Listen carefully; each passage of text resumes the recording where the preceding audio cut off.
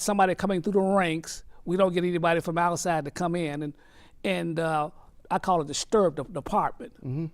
Different department heads and all this stuff. So long as you got this brother type of situation, you need it. But as far as the silence, I'll say this: I've had family members that are long time retired that have reported to me, and she told me that they've been in dope deals where they'd walk outside and money would come up missing. They didn't want no part of it. So you got this type of thing going on. But remember, as far as the drug problem is going, one thing a drug problem does, it will corrupt a police department. I don't care anywhere in the world where you have a drug problem and it's epidemic, whether it's in Mexico, it's crazy down there. In South America, the amount of money that's there is incomprehensible to the average man, to the policeman. Well, let me rephrase the question to both of y'all.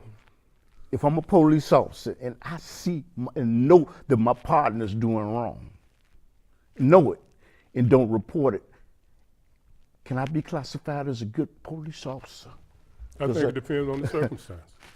I think it's the same thing about in the community. Okay. You sitting right there in your window. That's right. Yeah. And you see somebody commit a crime, you don't report it. So, this ain't towards you, but this is toward the mentality, and you ask the question. So, we want the police to live by a different standard than us. But the only thing different between the police is the shield he got on and the uniform he got on during the hours that he worked. So he will have loyalty to the person that he spends most of his time with, whether you're a school teacher. Whether you use the word snitch or whatever you want to use.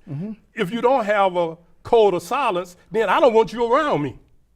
Because if I can't trust you to keep your mouth shut, then I don't want you around me.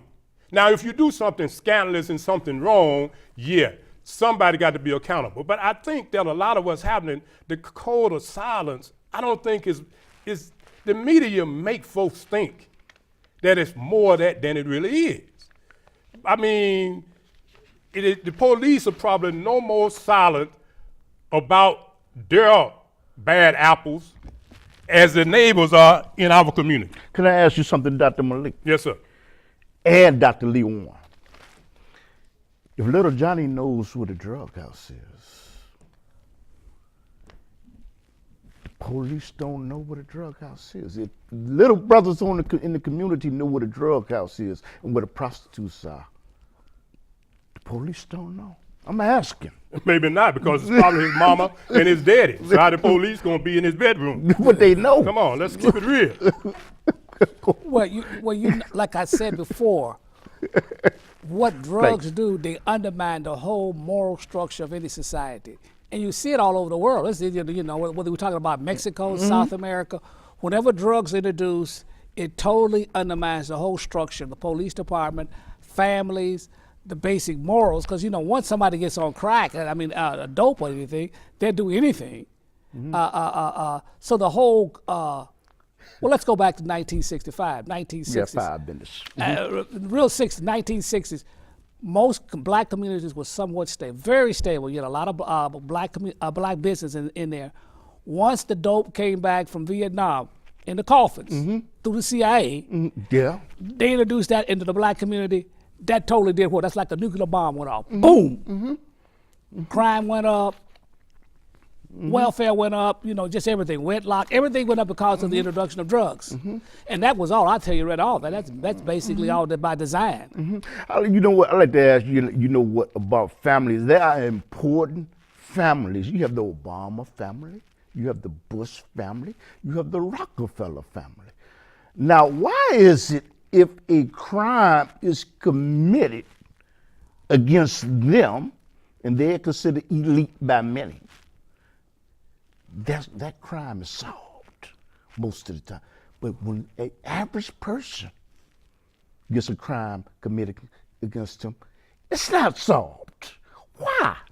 Because there's a lot of unsolved murders and crimes in Chicago. So I want to ask y'all that. Well, I would submit that since I haven't heard, and I ain't heard too much or read too much, but I ain't heard of no crime being committed against Obama. Emmanuel. I was just using that as an example. Right, and all I'm saying is this.